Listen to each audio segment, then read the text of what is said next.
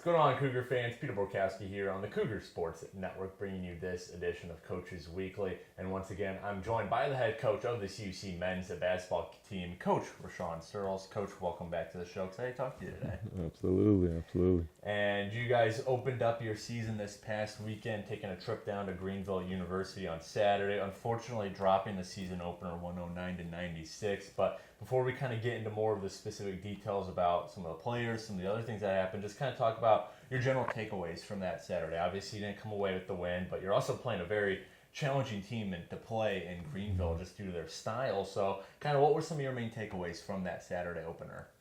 Yeah, Greenville returned pretty much all of their rotation from last year, and they added a couple pieces that are really going to help them this year. Mm-hmm. And for our team to have multiple chances to kind of take the lead and seize the momentum of the game late in the game, I thought was very promising. I think that experience won that game, and that's just something that is going to be something that we have to work on and work through throughout this year, is just kind of figuring out how to win, because we had multiple chances to take that game, and we'll figure it out. And also another thing is they averaged 117 points a game last year. Right. And last year we gave up 117. We played them to hold them to 106. Mm-hmm. And they had a couple buckets in the last few seconds. So to kind of keep them around that 100 mark, I thought was really good, a good sign for our defense and for how well we rebounded. So.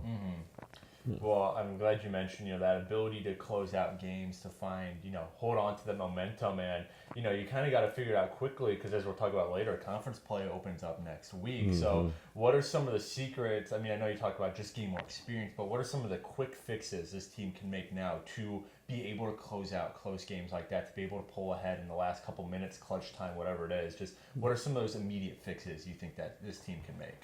The immediate fixes, I would say, is just slow down. I think we still get sped up, and that's something that we've been working on this week. When we don't know what to do, we kind of just react rather than just sitting still. And that's easier said than done. But I think we have to do a better job of, one, getting easier shots for guys, with driving, spraying it. So getting guys easier shots, and then we just got to convert at the free throw line.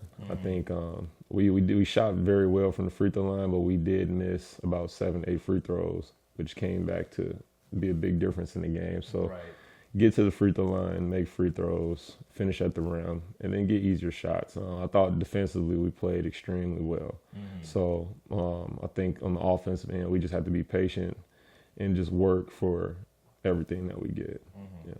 Well, someone who did kind of succeed at the free throw line, as he did all game, was Jacob Collicott. 30-point double-double for Collicott. And, coming into this year, it's a senior season, and with the departure of who you guys lost from last year, he kind of feels like one of the go-to guys right now. He already was, but especially now that some of those other names are gone. So kind of just talk about what you saw from Collicott in that season opener and how that bodes well for him for the rest of the season, where he's going to be, maybe possibly your number one option.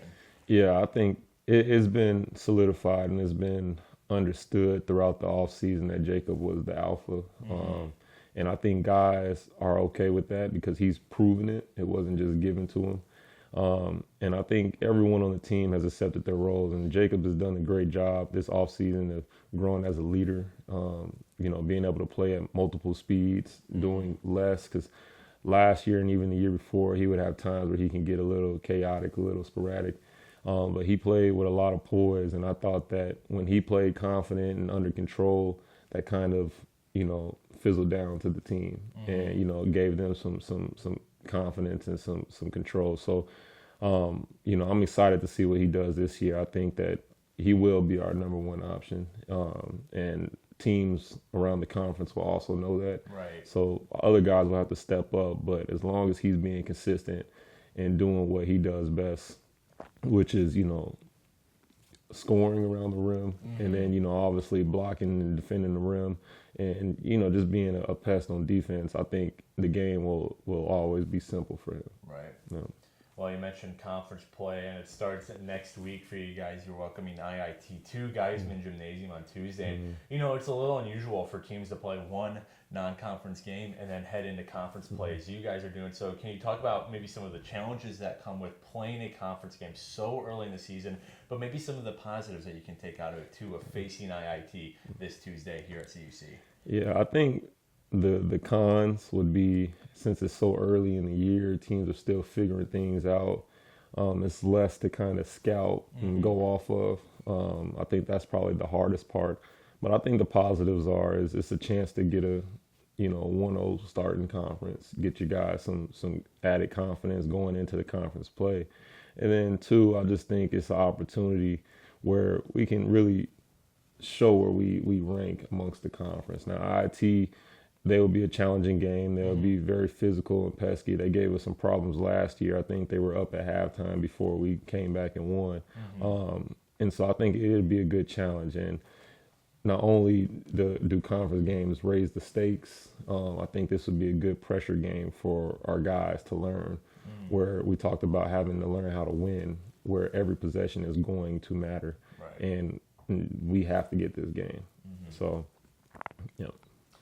Well, the Illinois Institute of Technology coming to Geisman Gymnasium this upcoming Tuesday. That is slated for a 7 p.m. tip-off, and coverage can, of course, be found at our website, cucougars.com, and the live stream can be found on our YouTube page, CUC Sports.